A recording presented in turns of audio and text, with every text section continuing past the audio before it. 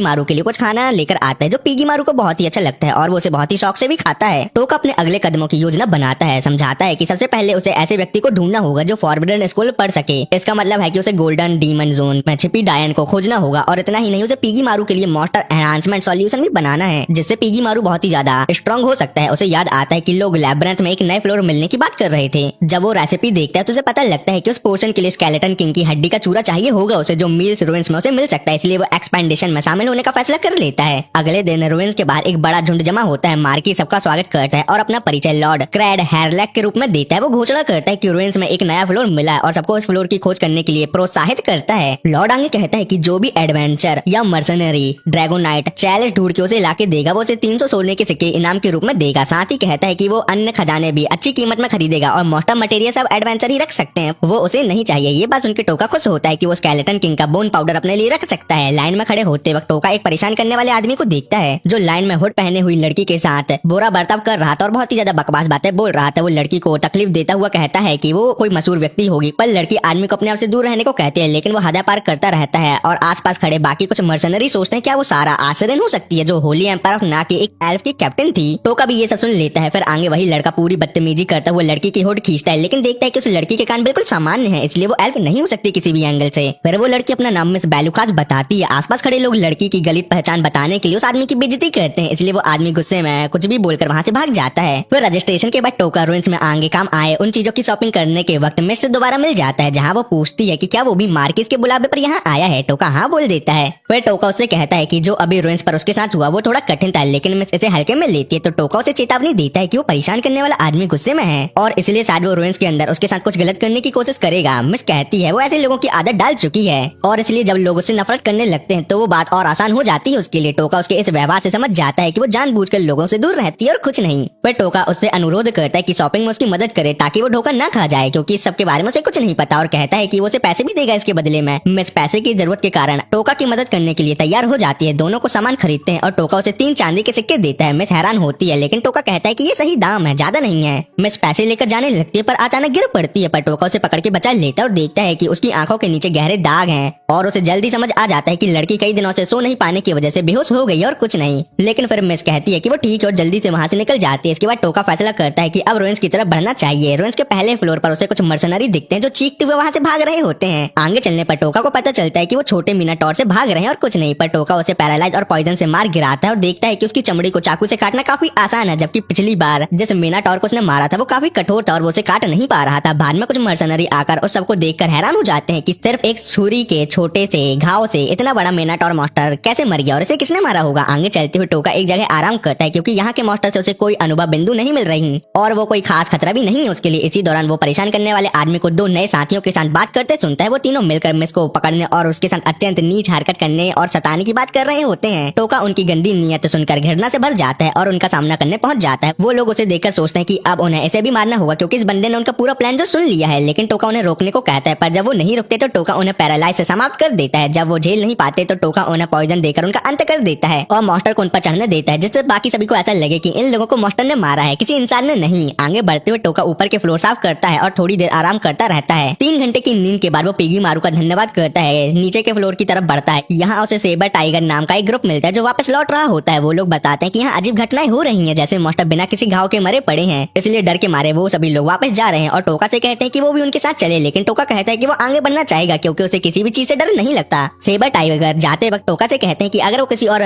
भाड़ेदार सिपाही से मिले तो उन तक उनका संदेश पहुंचा दे, जिससे सभी की भलाई होगी, और टोका इस बात पर राजी भी हो जाता है। उनके जाने के बाद टोका समझ जाता है कि वो उन्हीं मॉन्स्टर की बात कर रहे हैं जिसे उसने खुद थोड़ी देर पहले खत्म किया था, पर उसे लगता है कि मॉन्स्टर के अजीब तरीके से मरने की बात फैल जाएगी और यहाँ काम लोग टिकेंगे। फिर आगे बढ़ते हुए वो अगले फ्लोर पर पहुंच जाता है और ड्रैगन नाइट चैलेंज ढूंढ ही लेता है, लेकिन उसके पास एक पत्थर का राक्षस बैठा होता है। टोका तुरंत समझ जाता है कि जैसे ही वो चैलेंज को उठाएगा ये राक्षस जिंदा हो जाएगा, इसलिए वो पहले ही उस राक्षस को पैरालाइज और पॉइजन से व्याकुल कर देता है। फिर चैलेंज उठाता है और राक्षस गिर पड़ता है और मारा जाता है। टोका सोचता है कि अब आगे क्या करना चाहिए, तभी उसे महसूस होता है कि कोई उसके पीछे छुपकर आ रहा है, लेकिन ये देखकर उसे आराम मिलता है कि वो और कोई नहीं मिस होती है। मिस हैरान होती है कि टोका चैलेंज तक पहुंच गया और समझ जाती है कि शायद अपने विश्राम के कारण वो पीछे रह गई और कुछ नहीं, पर अचानक टोका उसे चैलेंज दे देता है और मिस उसे ले भी लेती है, पर मिस को इतना कीमती वस्तु बिना कुछ दिए लेना ठीक नहीं लगता। लेकिन टोका कहता है कि वो चैलेंज के बदले में मिस से कुछ और चीज लेने की उम्मीद नहीं कर रहा, पर अभी भी मिस की मर्यादा उसे बिना कुछ दिए लेने नहीं देती वो गिफ्ट। तब टोका एक गुप्त दरवाजा खोलता है जो नीचे के फ्लोर की तरफ जा रहा होता है। और बताता है कि चैलेंज उसका असली लक्ष्य था ही नहीं, उसका असली लक्ष्य तो नीचे छिपाई खास राक्षस है। मिस हैरान रह जाती है कि टोका को नीचे की फ्लोर का रास्ता भी पता होता है। मिस कहती है कि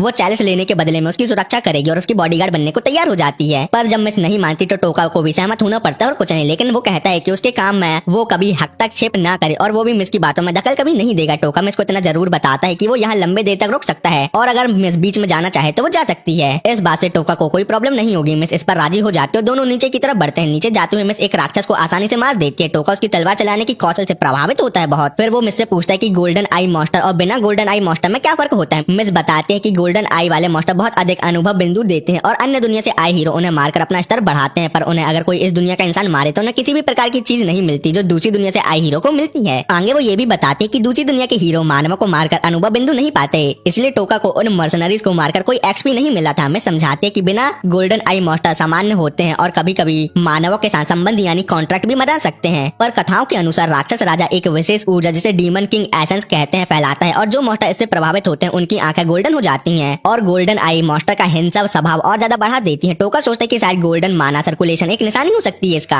आगे बढ़ते हुए मिस बताती है कि मैं बहुत देर से आसपास एक राक्षस को महसूस कर पा रही हूँ, लेकिन उसकी शक्ति इतनी कम है कि मैं उस पर पहले ध्यान नहीं दे पाई। टोका समझ जाता है कि वो पीगी मारू को महसूस कर रही है तो टोका उसका परिचय मिस से करवाता है। मिस स्लाइम को बहुत प्यारा बताती है। टोका फैसला करता है कि उन्हें थोड़ा विश्राम करना चाहिए। मिस कहती है कि वो पूरा टाइम आसपास जाकर उसकी रक्षा करेगी, इसलिए टोका आराम से सो सकता है। टोका कहता है कि उसे भी आराम करना चाहिए वरना वो रास्ते में नींद न पूरे करने की वजह से फिर से गिर पड़ेगी और उसकी रक्षा भी नहीं कर पाएगी। टोका की इस बात को मिस भी मान लेती है और सोने का फैसला करती है, लेकिन टोका अपने स्लीप कौशल का इस्तेमाल करते हुए उसे जल्दी सुला देता है। उसे लगता है कि अब वो सच्ची नींद ले पाएगी, पर इसी वजह से मिस का कंसीलमेंट स्पेल खत्म हो जाता है। टोका देख लेता है कि मिस असल में एक एल्फ यानी वो सारा आसरीन है जिसे सब ढूंढ रहे हैं और यही लड़की उसे फॉरेस्ट पर मिली थी, पर ये बात टोका को बहुत पहले से ही पता थी। इसी दौरान कहीं बहुत दूर कुछ लोग व्हाइट वॉकर मर्सनरी का सामान ढूंढ लेते हैं जहाँ उनके शरीर मॉन्स्टर द्वारा खाए जा चुके होते हैं और वहाँ आए हुए लोग हैरान होते हैं कि इतने निपुण ग्रुप को बिना किसी लड़ाई के निशान के कौन मार सकता है। मानव जाति का सबसे शक्तिशाली नाइट सेवेट गारलैंड सोचता है कि शायद ये सारा आसरीन का काम हो सकता है और वो आशा करता है कि इस बार वो उसे अच्छी टक्कर दे पाएगी। अगली सुबह मिस जागती है और उसका परिवर्तन कौशल अपने आप चालू हो जाता है जिससे वो एक सामान्य मानव जैसे दिखने लगती है। वो घबरा जाती है कि शायद टोकन उसका असली रूप दान देख लिया हो, लेकिन आराम से सांस लेती है जब वो देखती है कि टोका जमीन पर बच्चों की तरह लाड़ बहाते हुए सो रहा है। पर तभी पीगी मारू आकर चीखने लगता है जिससे टोका अपनी नकली नींद से उठ जाता है, जिसके बाद दोनों अपनी डंजन यात्रा शुरू करते हैं। जैसे ही पूरा फ्लोर हिलना और कांपने लगता है वो तुरंत वहाँ से निकलने का फैसला करते हैं। तब अचानक एक विशाल राक्षस उनके पास की दीवार तोड़कर बाहर आता है और मिस उसे स्केलेटन किंग के रूप में पहचान लेती है। टोका समझ जाता है कि ये डंजन का असली बॉस होगा क्योंकि ये अब तक मिलने किसी भी राक्षस से काफी शक्तिशाली लगता है, लेकिन मिस जानती है कि इसका कमजोर बिंदु उसकी ठुड्डी के नीचे वाली अजीब सी हड्डी है, इसलिए अगर उसे तोड़ दिया जाए तो ये तुरंत गिर जाएगा। मिस सोचती है कि सामान्य भारेदार सिपाही स्केलेटन किंग का सामना नहीं कर सकते, लेकिन शायद टोका और वो दोनों मिलकर इसे हरा सकते हैं। स्केलेटन किंग मिस को टोका से ज्यादा खतरा मानता है और सीधा उसके ऊपर हमला कर देता है और टोका को इससे कोई दिक्कत नहीं होती। फिर मिस अपनी शक्ति जगाने लगते और टोका को बताते हैं कि बॉस मॉन्स्टर को हराने के लिए उसे अपनी ये शक्ति का इस्तेमाल करना होगा, लेकिन ये बात वो उसे हमेशा राज रखने को ही कहती है। जैसे ही एक विशेष कवच उसके शरीर पर उभर कर आता है स्केलेटन किंग ऊर्जा का हमला तैयार करता है। मिस टोका से कहती है कि अगर वो इस हमले को न रोक पाए तो टोका अपनी जान बचाकर यहाँ से भाग जाए, लेकिन टोका मुस्कुराते हुए आगे बढ़ता है और अपने कौशल से बॉस मॉन्स्टर को एक ही पल में पैरालाइज कर देता है। मिस हैरान रह जाती है ये देखकर और जब टोका पॉइजन स्पेल भी डाल देता है तो वो पहचान लेती है कि ये वही लड़का है जिससे वो जंगल में मिली थी। पॉइजन के असर से स्केलेटन किंग मारा जाता है और टोका उसकी हड्डी ले लेता है जो उसे पीगी मारू की शक्ति बढ़ाने वाली दवा बनाने में काम आएगी, पर उसे जल्दी समझ जाता है कि मिस के जहन में बहुत सारे सवाल हैं, इसलिए वो वादा करता है कि सब उत्तर वो बाहर पहुंचकर देगा। वापस लौटते वक्त पीगी मारू टोका को स्केलेटन किंग के शरीर के अंदर कुछ होने का संकेत देता है। टोका उसके अंदर खोज करता है और एक छोटा सा बंडल उसके सीने की हड्डी से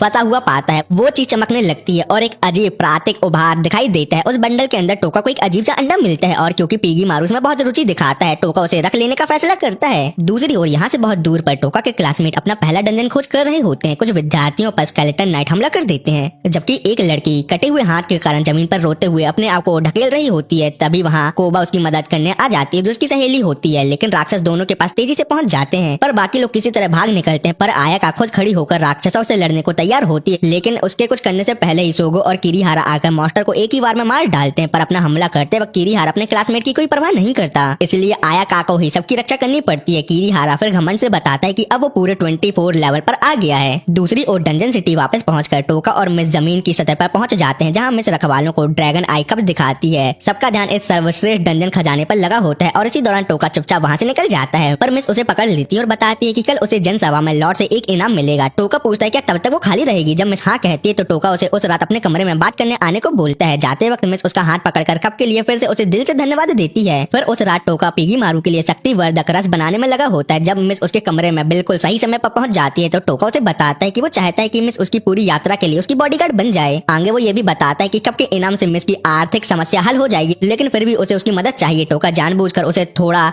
ऋण मानस कर रहा होता है, हालांकि उसे ये तरीका बिल्कुल भी पसंद नहीं होता। फिर टोका एक मैप निकालता है और कहता है कि उसका लक्ष्य महाद्वीप के मध्य में स्थित गोल्डन डीमन जोन तक पहुंचना है, जहां उसे फॉरवर्डन विच से मिलने का मौका मिल सकता है। वो वहां इसलिए जा रहा है क्योंकि वो चाहता है कि विच उसके फॉरवर्डन स्क्रोल के बारे में उसे कुछ बता सके और उसे कैसे यूज किया जाए ये भी उसे वहां पता चल सकता है। पर टोका को पता होता है कि वहां बहुत ही शक्तिशाली मॉन्स्टर होते हैं, इसलिए उसे निपुण व्यक्ति की जरूरत है जो पीछे से उसकी हिफाजत कर सके, और मिस ही वो व्यक्ति है जिसके ऊपर वो पूरा भरोसा करता है अभी के वक्त में। मिस इतनी खतरनाक जगह जाने को लेकर आशंकित होती है तो टोका कहता है कि वो आराम से इस बारे में सोच ले फिर जवाब दे। तभी अचानक टोका उसे उसके असली नाम सारा से बुला देता है और बिना सोचे समझे मिस तुरंत जवाब भी दे देती है और फिर समझ जाती है कि वो फंस चुकी है। टोका खेद जताता है लेकिन बताता है कि उसने डंजन में अपने कौशल से मिस को सुला दिया था, इसलिए उसका राज उसे पता लग गया और कुछ नहीं। वो कहता है कि उसे मिस का सहयोग चाहिए और वो उसका राज कभी नहीं खोलेगा, इसका वो प्रॉमिस करता है। मिस को पता चल जाता है कि अब सब कुछ उसका खुल चुका है और उसकी असली चिंता अपनी पहचान छुपाने की अब टोका को मालूम चल गई है, इसलिए मिस भी अपनी सावधानी छोड़ देती है। मिस बताते हैं कि वो अपना असली रूप आत्माओं की मदद से छुपा सकती है, लेकिन उन आत्माओं की शक्ति लेने के बदले में उसे ना सोना पड़ता है। अगर वो सो जाए तो वो अपने असली रूप में वापस आ जाती है। फिर वो अपना असली रूप टोका को दिखाती है और कहती है कि अब वो उस पर पूरी तरह से विश्वास करती है। बदले में टोका भी उसे अपना असली नाम बता देता है ताकि सब कुछ बराबर हो जाए। मिस उसकी बॉडीगार्ड बनने को तैयार हो जाती है और टोका उसे पहले डंजन से मिला एक नीला क्रिस्टल भुगतान के रूप में देता है। मिस इसे देखकर घबरा जाती है क्योंकि ये क्रिस्टल असल में ब्लू ड्रैगन स्टोन होता है जो एक अति दुर्बल वस्तु मानी जाती है और अब बाजार में मिलती भी नहीं है। सिर्फ यह एक टुकड़ा ही उस इनाम से ज्यादा कीमती है जो उसे लॉर्ड कोका वापस देने पर मिलने वाला है। मिस इतनी कीमती वस्तु लेने से इनकार कर देती है और टोका को वो वापस दे देती है और टोका सोचता है कि वो अपने आप के लिए बहुत ही ज्यादा दयालु है, लेकिन टोका सारा से पत्थर लेकर उसे फिर से उसकी तरफ फेंक देता है और कहता है कि अगर तुम इसे नहीं चाहती तो इसे फेंक दो क्योंकि मैं इसे वापस नहीं लेने वाला। तो मिस मजबूरन में इसे स्वीकार कर लेती है। पर वो टोका को अपना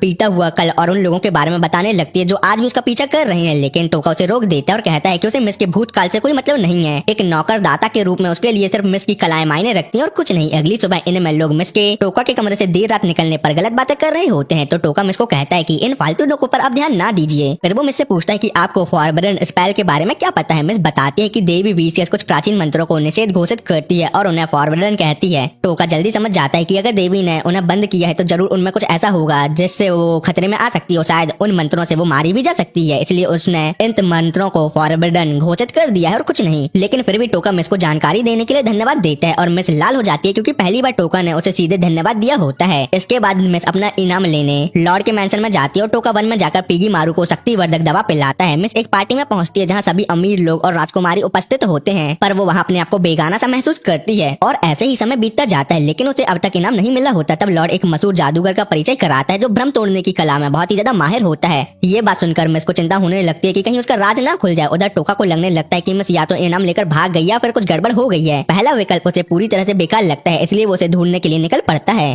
रास्ते में वो कुछ लोगों को बात करते हुए सुनता है जिसके पास कप था वो असल में एक एल्फ राजकुमारी थी और कहते हैं कि उसका राज खुलने के बाद वो जंगल में भाग गई है, लेकिन इससे कुछ नहीं होने वाला क्योंकि ब्लैक ड्रैगन नाइट उसका पीछा कर रहे हैं। तभी आसमान में 3 ड्रैगन जंगल की तरफ दौड़ते हुए दिखाई देते हैं। जंगल में मिस भागने की कोशिश कर रही होती है, तब एक ड्रैगन नाइट उस पर हमला करता है। मिस अपनी आत्मा जादू से हवा में स्लैश मारकर उसे गिरा देती है, फिर तलवार पर जादू करके दूसरे और तीसरे ड्रैगन नाइट को भी आसानी से हरा देती है। हालांकि ये सभी नीचे स्तर के योद्धा होते हैं। मिस लड़ते लड़ते थक जाती है। अचानक एक भाला उसकी तरफ फेंका जाता है जिसे वो रोक लेती है। फिर एक ड्रैगन उस पर हमला करता है, लेकिन मिस समझ जाती है कि ये सिर्फ एक चाल है और असली दुश्मन सामने खड़ा है। वो आगे बढ़कर तलवार उस उच्च स्तर के योद्धा जीजैन से टकराती है जो कहता है कि उसकी मौत यहाँ ही लिखी हुई है। इल्यूजन ब्रेकिंग स्पेल के कारण मिस को अपना स्प्रिट आर्मर पूरी शक्ति से इस्तेमाल करना पड़ता है। जीजैन उसे जोर लगाकर पीछे ढकेलता रहता है और खुलासा करता है कि उसे मिस को जिंदा पकड़ने की बजाय तुरंत मार देने का आदेश मिला है। लेकिन मिस को गौर से देखने के बाद वो फैसला करता है कि वो पहले उसके थोड़े मजे लेगा, फिर वो उसे मार देगा। वो मिस को पीछे ढकेलता रहता है और जब मिस संतुलन खोकर गिर ही जाती है तो वो उसकी तलवार दूर फेंक देता है और मिस पर झपट्टा मार देता है। पर सही समय पर टोका आ जाता है और जीजैन को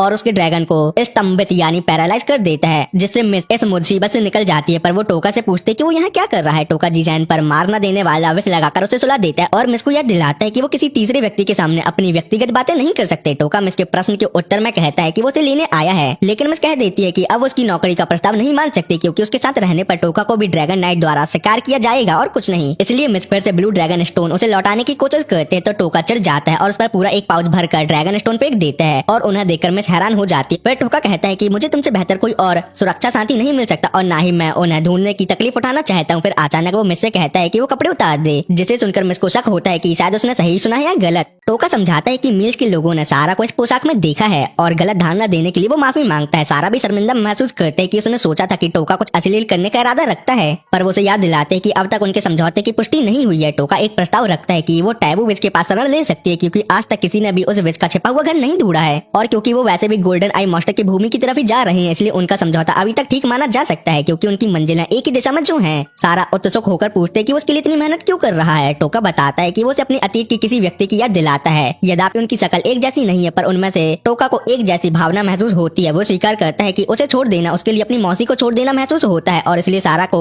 एहसास हो जाता है कि टोका वास्तव में एक सच्चा और दयालु व्यक्ति है। बातें करते करते पॉइजन ड्रैगन मारा जाता है, लेकिन टोका को पता चलता है कि उसके लेवल अप करने के लिए ये पर्याप्त नहीं था। फिर वो गिजान की मुंह की स्तंभन शक्ति हटा देता है और चेतावनी देता है कि सच सच बताने पर वो उस पर दया करेगा, पर गिजान उसे चिढ़ाता और कहता है कि ब्लैक ड्रैगन नाइट उसे छोड़ने वाले नहीं है। टोका बिना घबराए कहता है कि वो भी गिजान को छोड़ने का इरादा नहीं रखता, बल्कि अब वो उसकी नॉन लीथल सेटिंग हटा देता है और उसकी पीड़ा समाप्त करने वाला होता है। तब सारा मांग करता है कि उसे बताया जाए कि उसकी हत्या का आदेश किसने दिया है, पर गिजान उसके प्रतिक्रिया के विचार से मन ही मन मनोरंजित हो रहा होता है, पर उसके कुछ कहने से पहले आसमान से भाला आकर उसे मार डालता है। टोका ऊपर देखता है और ब्लैक ड्रैगन नाइट को हवा में मंडराते हुए देखता है। उनमें से एक सफेद बालों और लाल आंखों वाला व्यक्ति अलग चमक रहा होता है, जो होता है सिवेट गारलैंड, जो मानव जाति का सबसे शक्तिशाली नाइट माना जाता है। दूसरी तरफ दृश्य होली एम्पायर ऑफ निया के सम्राट पर सिर्फ होता है, जो पसीने में भीग कर उठता है एक बुरे सपने से डरा हुआ, जिसमें सीवेट ने सारा को उसके हवाले करने की मांग की थी। वापस वन में ड्रैगन नाइट नीचे उतरते हैं और सारा को पता चलता है कि सीवेट 5 ड्रैगन टून के साथ आया है, पर एक मिसिंग है। सीवेट आराम से ऑर्बिन को बताता है कि उसने गिजान को चुप करा दिया है, पर ओबेन कहता है कि उसे मारना जरूरी नहीं था। तो सीवेट कहता है कि तुम्हें छोटी बातों में उलझना नहीं चाहिए, और संभव है कि उसके आदेश सीधे सम्राट ऑर्टो से आए हैं। उधर ऑर्टो अभी भी अपने स्वप्न से घबराया हुआ है। उसे महसूस होता है कि सारा के शरीर ने उसके सूखे पड़ चुके जीवन में दोबारा आग जगा दी थी। पहले उसे फर्क नहीं पड़ता था कि सारा भाग गई, लेकिन अब किसी और आदमी का उस पर हाथ रखना उसके लिए बहुत ही ज्यादा असहनीय हो गया है। वो घोषणा कर देता है कि जब तक सारा जिंदा है वो चैन से नहीं जी सकता, इसलिए उसे समाप्त कर देना ही होगा। वन में सारा ये सुनकर टूट जाती है, जैसे वो सम्राट कहती थी वही उसकी मौत चाहता है। सेवेट ऑर्बिन को बताता है कि गिजान बहुत ही बड़े झंझट होता है, इसलिए उसे मार देना ही बेहतर था, पर गिजान उनकी चाल से बच जाता तो वो उसे जीने देता। टोका मनी मन समझ जाता है कितने जानलेवा हमले से गिजान पैरालाइज ना भी होता तो भी जिंदा किसी भी एंगल से बच नहीं पाता। इसके वित्त पूछता है कि अब सारा के साथ क्या किया जाए, क्योंकि उनके राजा ने फैसला अपने विचार पर छोड़ दिया है। वो आगे ये कहता है कि सारा को अपने सैनिकों को इनाम के रूप में दे देना बहुत ही ज्यादा मजेदार होगा, और फिर हम उसे मार देंगे। पर ऑर्बिन कहता है कि ऑर्टो ने स्पष्ट रूप से कहा था कि सारा का शुद्ध शरीर लौटाया जाए उसको। सारा इस बात को स्वीकार कर नहीं पाती कि सम्राट उसे मारना चाहता है। ऑर्बिन निष्ठुरता से कहता है कि जब तक वो जिंदा है ऑर्टो शांति से किसी भी एंगल से मर नहीं सकता। सारा इस बात से संभल भी नहीं पाती कि तभी सिवेट उसे एक मौका दे देता है कि अगर वो उसे एक आखिरी लड़ाई में हरा दे तो वो उसे जीवित रहने दे सकता है। माटा मा ये दृश्य देखकर कहता है कि सारा का स्प्रिट रगालिया बहुत मशहूर है और सिवेट इसे परखने के लिए बेचैन है। पर जैसे ही डुअल शुरू होने वाला होता है सिवेट का ध्यान बदल जाता है और वो टोका में ज्यादा रुचि लेने लगता है। अब सिवेट टोका से उसके बारे में पूछता है। टोका समझ जाता है कि इस व्यक्ति के सामने जरा से भी गलत कदम भारी पड़ सकते हैं। उसे महसूस होता है कि सिवेट और उसके लोगों की स्थिति उसकी पहुंच से बहुत ही ज्यादा परे है और वो इन सब में से बहुत ही ज्यादा खतरनाक है। पर फिर भी टोका घबराता नहीं, क्योंकि इस तरह की अजीब परिस्थितियां उसे हमेशा उत्साह से भर देती हैं। शांत स्वर में वो पूछता है कि क्या वो सिवेट से कुछ बात कर सकता है, पर सिवेट पहले उसका नाम जानना चाहता है। टोका उसे अपना नकली नाम हाटी बताता है, लेकिन सिवेट तुरंत समझ जाता है कि ये झूठा नाम है। विक हैरान होता है कि सिवेट इस आदमी में इतनी रुचि क्यों ले रहा है। सिवेट समझाता है कि अजीब है, क्योंकि ये आदमी ब्लैक ड्रैगन नाइट के सामने भी जरा सा नहीं डर रहा, बल्कि ठीक समय का इंतजार कर रहा है उन्हें मारने के लिए। आगे सिवेट कहता है कि जो व्यक्ति जानता होगी ये गलती उसकी मौत का कारण बन सकती है, फिर भी वो शांत रहे और बात करना चाहे, वो अवश्य कुछ खास ही होता होगा। सिवेट की बातों से टोका समझ जाता है कि वो बिल्कुल भी मूर्ख नहीं है और उसे सावधानी से बात करनी होगी, इसलिए वो सिवेट से पूछता है क्या वो एक लायक प्रतिद्वंदी ढूंढ रहा है। सिवेट इस बात को स्वीकार करता है। टोका कहता है कि ये अजीब है, क्योंकि दुनिया में बहुत से अति मानवीय शत्रु उपलब्ध है। वो गॉडेस वीसियस का जिक्र करता है। सिवेट कहता है कि बियोकॉस और किंगडम ऑफ एलाइन के संबंध बहुत मजबूत हैं, इसलिए वो गॉडेस से नहीं लड़ सकता, पर वो गॉडेस द्वारा बुलाए गए हीरो से मुद रखता है, क्योंकि उनका वरदान उन्हें तेजी से अपनी शक्तियों के शिखर पर पहुंचने देता है। उसका विश्वास है कि कभी न कभी ये हीरो उसके लायक प्रतिद्वंदी कभी न कभी बनेंगे और वो बस उस दिन का इंतजार कर रहा है। टोका समझ जाता है कि सिवेट का एक ही लक्ष्य है, अपने बराबर का शत्रु ढूंढना। सिवेट पर सारा की तरफ मुड़ता है और उसे देखते हुए कहता है कि अब मुझे तुम पर कोई भी रुचि नहीं है, ना ही तुमसे लड़ने पर, ना ही और किसी चीज पर। वो ठंडे स्वर में कहता है कि वो उसका कटा हुआ सर निया की राजकुमारी सैडेलिया को देगा, जिसे सुनकर सारा सन्न हो जाती है। वो उसे ये भी याद दिलाता है कि उसके कारण ही बियोकॉस ने अचानक पक्ष बदलकर मिया पर हमला कर दिया। ये बात सुनकर सारा हिल जाती है और ऑर्बन सच आगे ये भी बताता है कि बियोकॉस ने मिया का सर्वनाश पूरी तरीके से कर दिया है। गॉडेस ने मांग की थी कि सारा को उसके हवाले किया जाए, लेकिन होली एम्पायर ने मना कर दिया। जब ये बातचीत चल रही होती है, टोका अपने दिमाग में अपनी जान बचाने की योजना बना रहा होता है। वो सेवेट से पूछता है कि क्या वो वास्तव में ऐसे शत्रु की तलाश में है जो अपनी जान दांव पर लगा दे। सेवेट इसका समर्थन करता है और टोका साहस से कहता है कि वो ही उसका वो दुश्मन बनेगा। सेवेट को ये बात दिलचस्प लगती है। फिर टोका अपना असली धमाका करता है। वो बता देता है कि वो गॉडेस द्वारा बुलाया गया एक हीरो है और अपना असली नाम भी बता देता है। सब लोग सारा सम्मेद ये बात सुनकर बहुत ही ज्यादा हैरान हो जाते हैं और सेवेट का पूरा ध्यान टोका पर जम जाता है। सेवेट सोचता है कि एक हीरो जैसे व्यक्ति का इस जगह होना अजीब है। टोका जानता है कि वो सेवेट जैसे तेज दिमाग के सामने साफ झूठ नहीं बोल सकता, इसलिए वो सच के करीब एक कहानी घुमाता है। वो समझाता है कि हीरोज में उसकी जगह अलग है, इसलिए वो अकेला काम कर रहा है। सेवेट की जिज्ञासा बढ़ जाती है और वो पूछता है कि टोका अकेला क्यों चल रहा है। टोका कहता है कि वो अपनी ही श्रेणी का है और इसी कारण गॉडेस ने उसे स्वतंत्रता दे रखी है और कुछ नहीं। सेवेट हैरान होता है कि गॉडेस भी टोका की संभावना मानती है और पूछता है कि टोका उससे क्या चाहता है। टोका अपनी चाल चल देता है और सेवेट से कहता है कि अभी के लिए उसे छोड़ दे और वो एक दिन इतना शक्तिशाली बन जाएगा कि सेवेट को मार सके।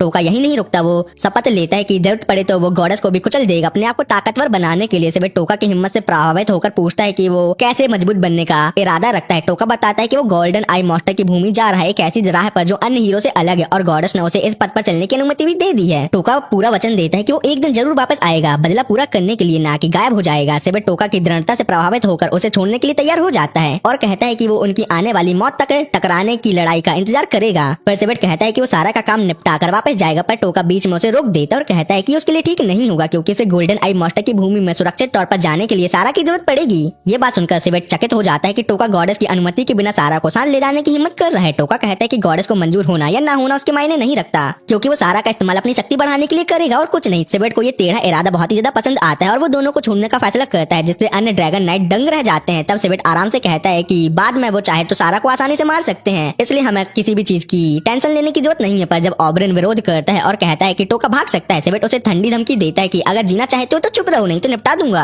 ऑबरन तुरंत डर कर चुप हो जाता है। फिर सेवेट अपने एक और ड्रैगन नाइट को आदेश देता है कि 5वें ड्रैगन नाइट को नई योजना का संदेश दे दे और सब वन छोड़ने की तैयारी करने लगते हैं। पर जैसे ही वो पीछे मुड़ते हैं, टोका अपना वार कर देता है। एक तेज चाल में वो सबको स्तंभित यानी पैरालाइज कर देता है और सभी ड्रैगन और ड्रैगन नाइट जमीन पर गिर पड़ते हैं। उनके ऊपर टोका आसान स्वर में खड़े होकर कहता है कि उसका इरादा इस लड़ाई को कभी लंबा खींचने का था ही नहीं, ये बदले की कहानी है और उसे पता है कि ड्रैगन नाइट बाद में उसके रास्ते का कांटा जरूर बनेंगे, इसलिए वो उन्हें अभी ही खत्म करना चाहता है। सेवेट कष्ट में होने के बावजूद हिलने की कोशिश करता है और पूछता है कि टोका ने उसके साथ क्या किया। टोका बता देता है कि मैंने तुम लोगों को पैरालाइज किया है और फिर तुम्हें पॉइजन दे दूंगा और कुछ नहीं। पैरालाइज के बावजूद सेवेट लड़ने की कोशिश करता है, जो टोका को प्रभावित करता है, क्योंकि एक शक्तिशाली सोल ईटर भी पैरालाइज के दौरान इतना नहीं हिल पा रहा था जितना सेवेट हिल रहा है। सिर इच्छा शक्ति से सेवेट वार करने की कोशिश करता है, पर उसका शरीर ही उसका साथ नहीं देता। टोका उसकी दृढ़ता देखकर हैरान होता है और समझ जाता है कि इसे मरते हुए उसे अपनी आंखों से देखना ही होगा, नहीं तो ये जिंदा भी बच सकता है। फिर वो पिगी मारू के साथ अपना मन मिलाने लगता है, पर माटा माँ की मौत के बाद उसकी शेष जीवन शक्ति एक सिग्नल फायर में बदल जाती है, जो अन्य लोगों को उनकी स्थिति बता देता है। बाकी ड्रैगन नाइट पहुंच जाते हैं और टोका आराम से सारा से कहता है कि वो पिगी मारू के साथ यहाँ ही रुक रहा है और अगर वो चाहे तो यहाँ से भाग सकती है, पर सारा एक वफादार बॉडीगार्ड की तरह उसके साथ ही रुकने का फैसला करती है। बाकी ड्रैगन नाइट तब सन्न रह जाते हैं जब वो 5 ड्रैगन को मरने की हालत में देखते हैं और सबसे हिला देने वाली बात तो ये होती है कि उनका लीडर सेवेट, जो मानव जाति के सबसे शक्तिशाली इंसान है, वो भी घायल अवस्था में पड़ा है। सेवेट उन्हें तुरंत आदेश देता है कि दूर से हमला करे और कभी भी पास न आए। अगर वो लोग पास आए तो वो भी पैरालाइज और पॉइजन कर दिए जाएंगे टोका के हाथों। पर टोका पिगी मारू के साथ अपना लिंक पूरा करता है और नई शक्तियों की कमियां बताता है, जैसे इसे एक्टिवेट करने में बहुत ही ज्यादा समय लगता है और ये उसके मानव को बहुत ही तेजी से खत्म भी करता है। ये शक्ति सिर्फ छोटी लड़ाई के लिए काम में आ सकती है, बड़ी लड़ाई के लिए नहीं, पर टोका को उतना ही चाहिए। पिगी मारू अपनी चिपचिपी बाहों दूर फैलाकर टोका की पहुंच बढ़ा देता है और टोका आसमान में उड़ते ड्रैगन नाइट को एक एक करके पॉइजन और पैरालाइज कर देता है। फिर वो बचे हुए 3 ड्रैगन नाइट को सुला देता है, जिससे उसकी